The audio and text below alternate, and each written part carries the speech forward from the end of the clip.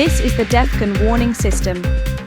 Alert status for 1300 hours UTC, Monday, September 15, 2025.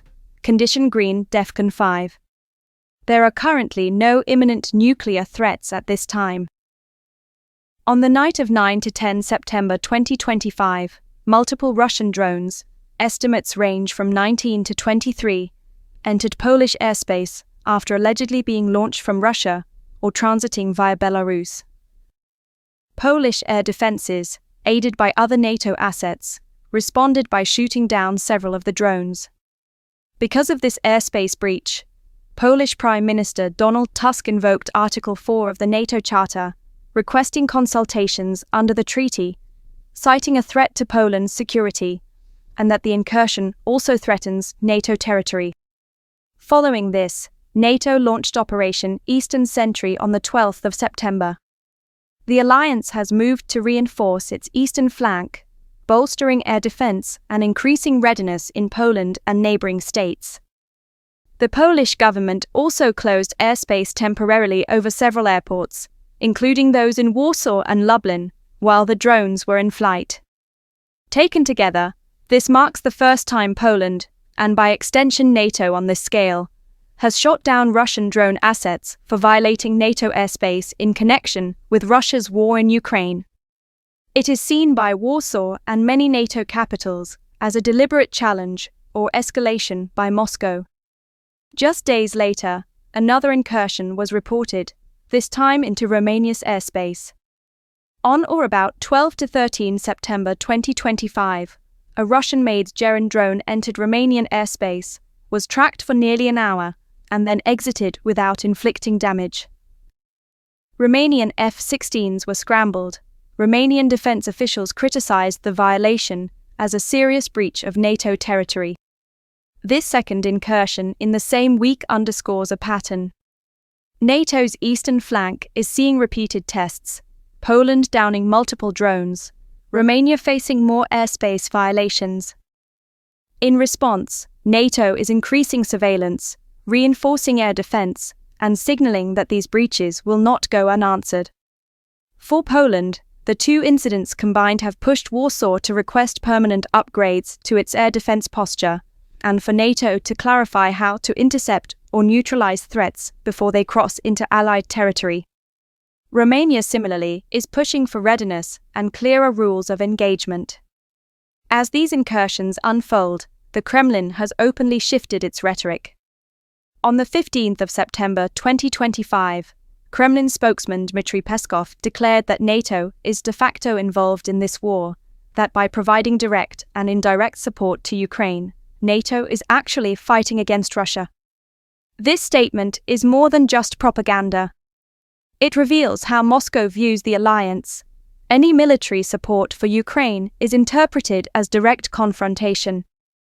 In Kremlin terms, supplying weapons, intelligence, and logistical backing is already military involvement. Such framing serves multiple purposes: internally, to justify Russia's defensive and offensive responses under the rubric of national security; externally, to try to delegitimize NATO's support for Ukraine; and diplomatically, to raise the cost for any NATO member contemplating deeper involvement. When overlaid with the drone incursions into NATO airspace, the rhetoric and physical provocations have a cumulative effect. Moscow is stressing that NATO's support of Ukraine is not a sideshow, it's, in its name, part of the conflict itself. That raises the risk that certain NATO responses, even routine air defense actions, may be portrayed by Moscow as escalatory, or even as aggression. In the Middle East, a somewhat more positive development.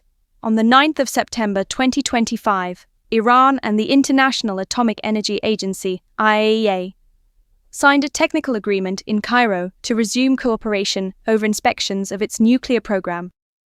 This agreement aims at restoring inspections at facilities, including those damaged by prior conflicts, such as Israeli or US strikes. The only facility still confirmed accessible so far is the Bushehr nuclear power plant, but the framework opens for broader reporting and verification.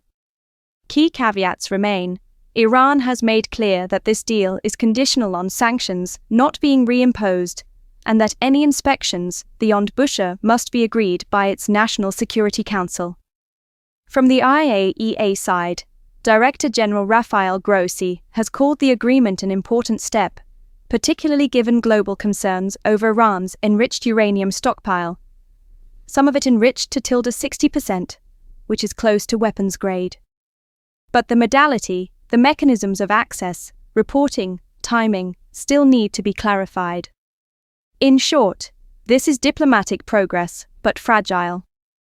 It has potential to slow reimposition of sanctions or snapback measures, but only if implementation holds and Iran's cooperation is verified.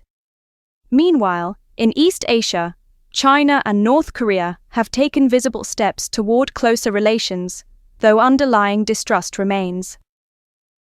On the 3rd of April-September 2025, North Korean leader Kim Jong-un visited Beijing, met with Chinese President Xi Jinping, and reaffirmed the DPRK's commitment to support China in defending its sovereignty, territory, and developmental interests. Conversely, for China, the meeting was an opportunity to signal to the world a return of more open diplomacy with Pyongyang, after years of cold distance or ambivalence. The leaders also discussed long-term cooperation plans, economically, politically, and militarily. However, analysts note that despite the pomp of joint appearances, there remains significant distrust from North Korea toward China. Beijing is still viewed through the lens of past grievances, enforcement of sanctions, curbs on trade and aid, inconsistent policies.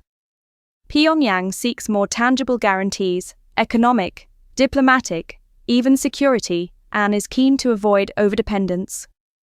In effect, this partnership appears to be strengthening, but it is a cautious, transactional one. The symbolism is large. The underlying structures, supply chains, trust, commitments, are still being tested.